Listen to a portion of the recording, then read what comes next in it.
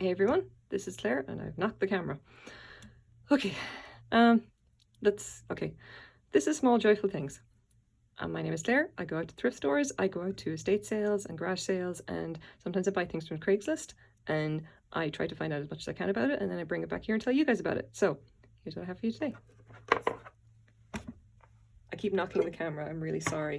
I think we've established by now that I'm not good at this. Anyway, here's what we've got. This is a serving plate. And you can see that lovely chevron kind of a pattern. And the handles themselves are just exquisite. And this one actually has a slight manufacturing error right there, where you can see the glass, it's pressed glass in case it's not clear. The glass didn't quite make it all the way into the mold. So this one's an interesting one. Now at the bottom you can see that it's been cut and I think smoothed flat. It is unmarked. Alright, so we'll measure it up. And I really like the plates, are so very, very easy to measure. So this is 9 1/4 inches by 7 inches. So this is pressed glass and this is a Bonbon plate, if I remember correctly. I got this as part of a lot of glass. I bought basically a box of random stuff for $30 and there was about 10 pieces in it. This is one of them. So I paid $3 for this, whatever you want to call it.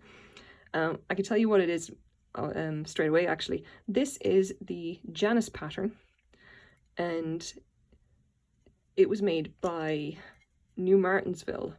And New Martinsville is it's a glass company that would have done Depression era glass. This piece actually comes from the late 1940s, and there is this is kind of, I wanted to show this one because it's a weird example of like the very strange kind of misinformation that can kind of propagate through the internet. Because New Martinsville, the actual company itself, the New Martinsville Glass Company, it was established in 1904 and it went up to about the 1940s under the name New Martinsville, obviously. And during that time, it made things like Depression glass and the Carnival glass, the stuff that we know, okay, the pressed glass that, you know, that everybody kind of likes to collect. And around the 1940s, it decided to change its name.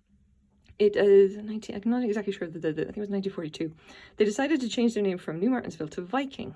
And after that point, they started to produce more of what would be considered like the Swedish style or Scandinavian style glass, which is what this is.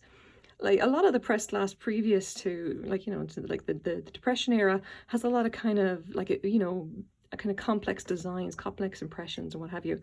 And this, as far as I can tell, this is far more kind of, it's more simple, it's more kind of like more clean, I guess I want to call it. And they call this the Janice pattern. Now this was like 1947 to 48 when this originally came first. The Janice clear. Now if I actually go and take a look. No, I'm not good at this. Okay, so here we go. This is the first one we've got, and this is just looking for New Martinsville Janice pattern. And you can see you can get a lot of these kind of, you can see you get a lot of these hits, and a lot of them have this silver overlay. And there's our there we go, there's our glass. New Martinsville Janice clear Depression elegant tab handle small plate. It can be called a lot of different things. Bonbon dish I think is the most common one. It may just be a serving plate, hard to tell to be honest, but a lot of the time if it's on a New Martinsville you can see this kind of, you see the silver overlay on the style, but there's always this quite consistent, like you can see here, there's the chevrons in the background. Now, that's under New Martinsville Janice, okay? And you can see even here that like the you know, the Ruby Lane one there, that was like for $15, New Martinsville, 20. Prices are going to be different, okay? Like, but if we go back here to Viking Janice, we get a kind of a slightly different selection of stuff. It tends to be more colored. Now, to the best of my knowledge, Janice came out after New Martinsville rebranded. Technically, like, Viking Janice is the correct name, but I'm not entirely sure. Again, it's very hard to tell unless you actually know the history of the company.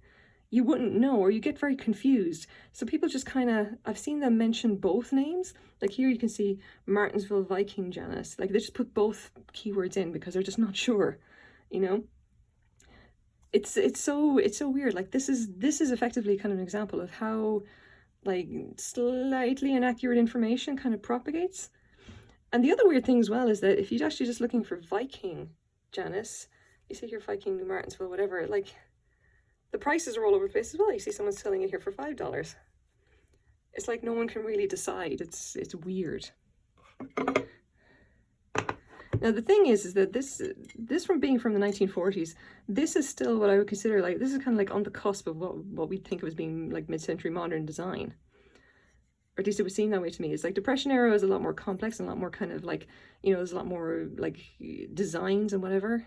And then they got to the 1940s and things just started to become more kind of like what we think of as being 1950s retro or whatever. So I think that a lot of people would actually come collect this. The fact that the prices are all over the place, I think kind of is a side effect of the fact that people just can't seem to figure out what it is. Personally, I think it's Viking. I think the pattern was first released after they rebranded. It technically should be called Viking Janice pattern. So there you go. I kind of like looking up this stuff. I spent far too long, by the way, just staring at these pictures, trying to work this stuff out. But anyway, this is like a little example of like what you can get. I will probably not be keeping this. I will try and figure out a way to label it accurately, and then I'll be putting it up on eBay, and hopefully somebody will pay more than $5 for it. I don't know.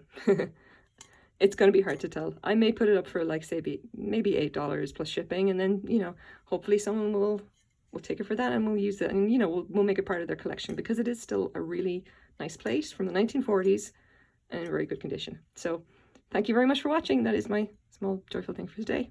Bye bye.